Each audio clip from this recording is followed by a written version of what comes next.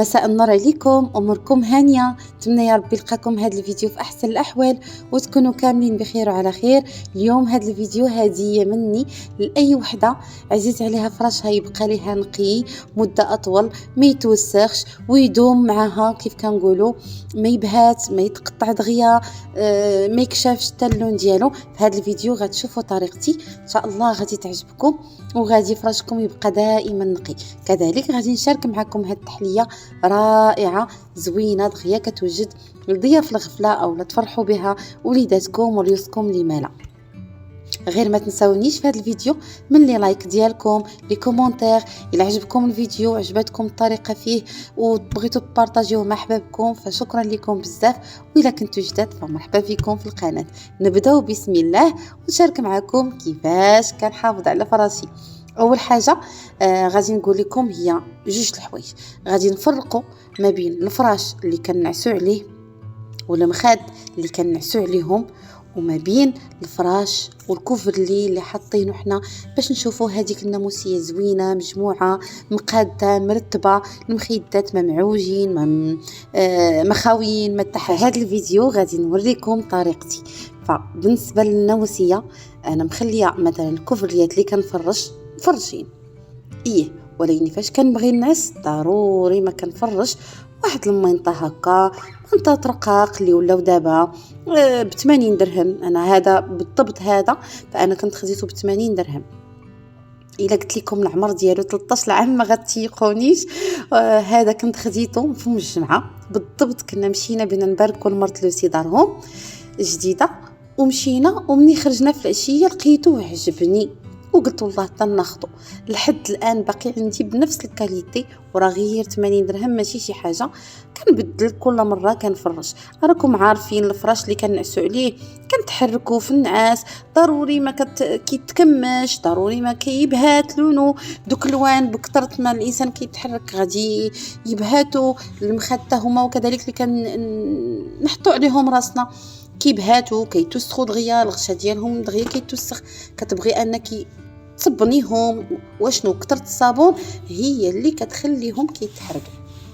فانا كندير هاد المنطات كنفرشهم على الناموسيه وفي الصباح كنطويهم كنحيدهم كنجبد الناموسيه ديالي الكوفر اللي داير عليها. راكم شوفوا انا بحكم انني كندير بزاف الالوان فاتحه بيض الكري فدائما معرضين انهم يتوسخوا. كنصبنهم ولكني كيبقاو الصراحه مده اطول. اش اللي كيتصبن بزاف وكيتحيد وهما اللي كنفرش. دوك الملايات اللي شركت معكم دابا هذه اللي فيها هاد الغريطات هما اللي كنبدلهم هما المخيدات. وبالنسبه حتى المخاد كيف كتشوفوا كتبان لك الصوره مقاده نعم سيدي فيت النعاس مخداته هما هادوك في بلايصهم. الكوفرلي ما مكمش ما حتى حاجه. دائما احسن حاجه هي نفرقوا بين الحاجه اللي كنعسو عليها والحاجه اللي كنفرشوها. فما كاينه معنى كيف كنقولوا الفراش اللي نعستي عليه بيت عليه الليل كامل نعسه نفسه تعاودي مخدو تبقاي تطرقي فيهم وتكديهم وتعاودي توسديه. فلا نفرقوا بين هكا والصراحه كيبقى لك كلشي نقي ومرتب وفي نفس الوقت كيدوم معك مده اطول. الفراش ما كيخسرش صراحه ما كيخسرش. هنا راكم كتشوفوا حتى بيت ادم نفس القضيه معتمده على منطقه صغيره بالمخده ديالها. كنفرشها لي فاش كيبين نعس وفي الصباح كنحيدها. الكوفر اللي هذا كنت خديته بالضبط من اسواق السنه ب 150 درهم. كيف سبق لي وقلت لكم انا كنت صلحت في الدار في 2018 وشريت كلشي جديد تقريبا.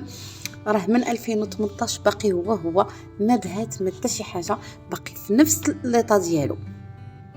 هنا غادي ندوز معكم السيجور. اكبر بلاصه كتوسخ اكثر بلاصه كتوسخ ومعرضه لكل شيء هي السيجور. هي البلاصه فين تنجلسوا. فبزاف من الناس كنلقاهم باش يحافظوا على السيجور ديالهم كتلقيهم دايرين دوك الملايات الرقاق. راه شوفوا الملايات الرقاق نعسوا عليهم في بيت النعاس ما شافوهم حد.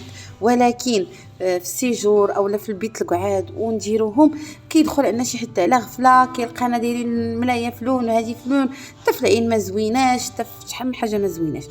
انا غنشارك معكم هادو انا بالضبط هادو كنت خديتهم من اسواق السلام. كنت خديت واحد كبير كيديروا ان جوتي هكا فوق الناموسيه.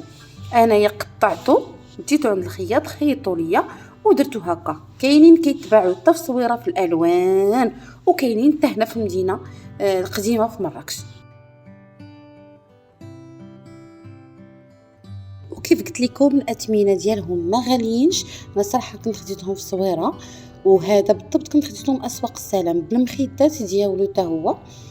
كنديرو هكا ديال دخل عندي شي حتى على غفله ما كنحتاجش انني نبدا نحيد كيتوسخو. وكان مثلا الا توسخات التوجيهه كنقلبها على التوجيهه الاخرى جوج سيمانات وكنعاود نحيد. صراحه حتى هما بقاو بنفس ليطا وزوينين، وحتى المنظر ديالهم هكذا عاطي. كيف قلت لكم راه كاينين في الالوان والاشكال، غير زعموا عليهم راه تيبينوا البيض غزال. ودابا غادي ندوز نشارك معكم هاد التحليه، اسهل منها ما كاينش. جايين عندك ضياف، انا صراحه جايين عندك ضياف بالضبط ديال الغفله دغيا، يا اما تسدي على اللحم في الكوكوط وديريه ولا دجاج هكا حتى هو. المهم اسهل حاجه كنوليو كنديروا الحاجه ديال الزربه، وشي حاجه اللي تكون عاطيه العين في نفس الوقت تكون زوينه.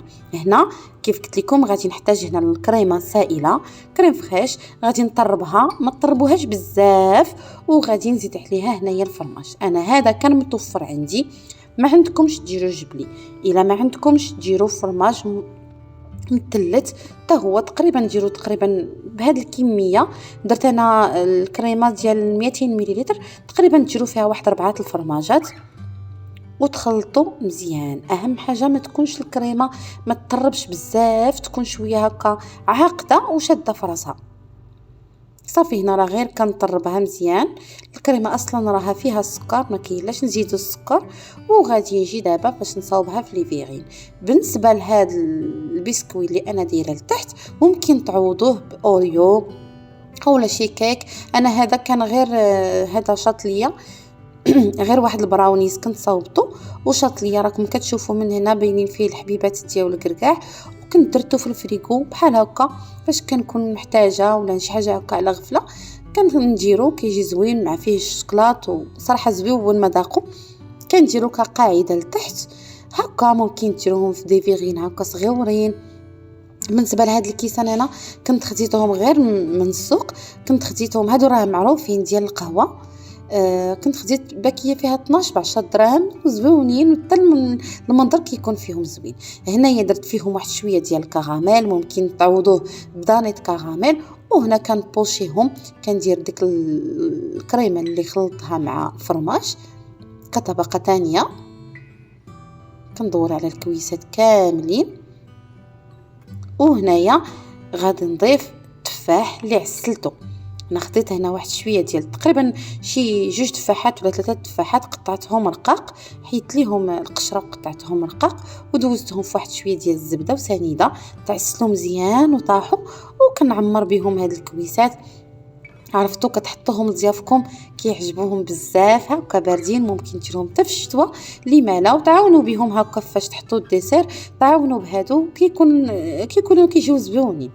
صافي هنايا كنبوشي عاوتاني بديك الكريمه ديالي. هانتوما عرفتي كيجي الكويس محدق زوين بزاف بزاف كيجي رائع. وهذاك التفاح حتى هو هكاك معسل كيجي زوين. ان شاء الله غير جربوها راه غادي تعجبكم. وكيف شفتوا راه ساهله منها ما كاين. هنايا غير بالنسبه للتزيين كانت عندي هنايا واحد شويه ديال الزبده ديال اللوتيس بقات شويه فيها، ذوبتها ودرتها خطيطات. ديروا حتى هي داك دانيت كراميل اللي كنشريو هو، وغادي تخلطوه واحد شويه وتزيدوا عليه شويه الحليب باش يولي لكم شويه سائل وتذوقوا به. كيجيو رائعين لا في المنظر لا في المذاق. ان شاء الله يعجبكم هذا الفيديو، جربوا هذا الشيء وتاخذوا بالنصائح اللي عطيتكم. وما تنساونيش من لي لايك ديالكم لي كومونتير واشتركوا في القناه. وبسلام عليكم.